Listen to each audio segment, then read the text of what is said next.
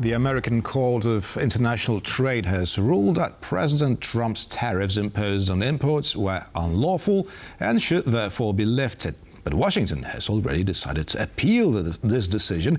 How is this turmoil affecting the global economy, and how will European countries react? Well, to discuss the issue, we're joined by Tomasz Włostowski, an EU-US trade and regulatory affairs lawyer, as well as managing partner at EU Strategies. Good evening. Good evening.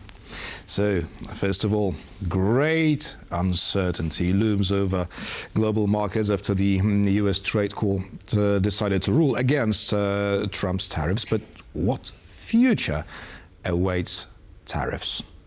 Well, I mean, definitely the Trump administration will appeal. That's number one. So this thing's going to drag on for another months. So this is months.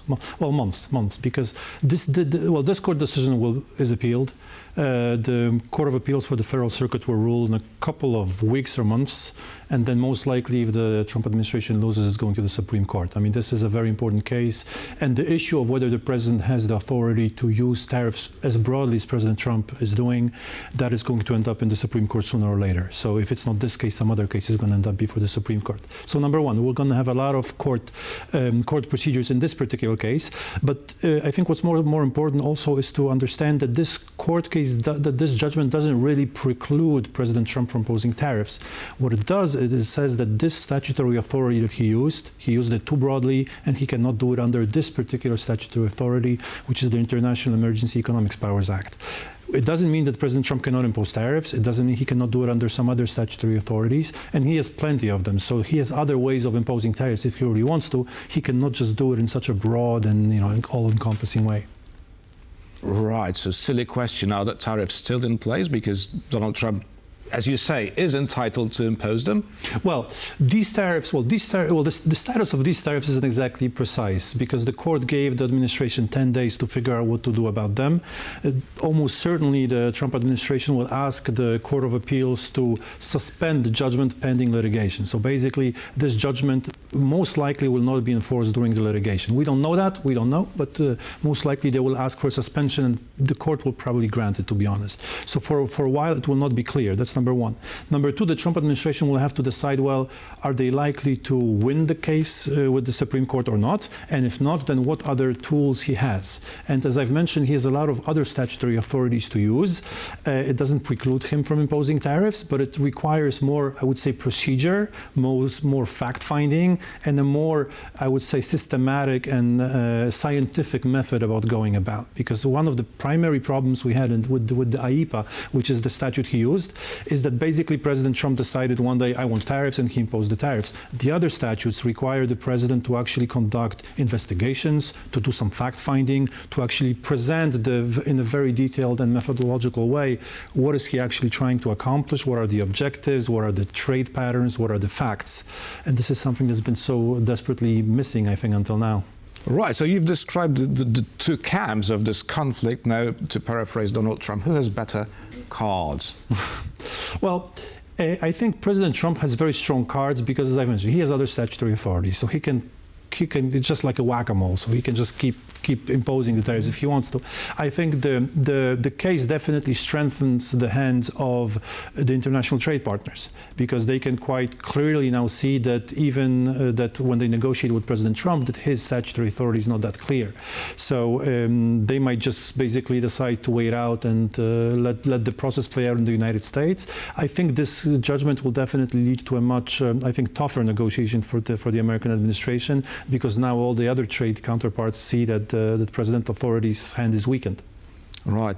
As you advise businesses both on this and the other side of the Atlantic, what would be your advice at this particular moment? Well, I would say, look, this is good news. Things are going in the right direction. There's going to still be a lot of commotion in the months to come. I think in general the tariffs, and this is not only because of this case, but in general, I think if we observe what President Trump's been doing, I think he's ready to put the tariff conflict to an end sooner or later. He's got other things on his agenda. I think the outburst against the European Union over the weekend was also an attempt to get the deal done and really move on to other topics. He's got a lot of other things on his agenda. And I think think he's realizing that the trade war is much more complicated than he thought initially, so he's ready to put it to rest and move on to other things. Now, as you have already mentioned, the EU, what stance should the Commission take, and would it be wise for Europe to meddle in, well, as a matter of fact, in America's domestic affairs? Well, in this particular case, no. And I think so it's an interesting moment in time, because I think the European Commission until last weekend was quite strict. And I think this is what led to President Trump's outburst over the weekend. But what that triggered is that the member states began, I think, losing faith in the process. And the reason why Ursula von der Leyen all of a sudden changed her attitude and said, yes, let's negotiate, is because she received a number of phone calls from the capitals who were a bit afraid of where this is going. So they asked the Commission to basically to bend the knee, kiss the ring, just call President Trump, give him what he wants, and let's move on. We have other things on the agenda. Now, this court case, again, it basically, I think it tells us that the Commission was quite correct in playing tough with the Americans, because President Trump is very good in portraying himself all-powerful, but as we see in this case, he's really not. That's the beauty of democracy. Now, talking about another democratic country, Poland. How is this current uncertainty, which I have mentioned in the very beginning, affecting Polish affairs? Well, look, I think Poland is probably one of the countries that really wanted this thing, the Commission to call President Trump and get this problem resolved. We have, I think, much bigger topics on the agenda than trade, to be honest. And I think this is particularly for our part of Europe.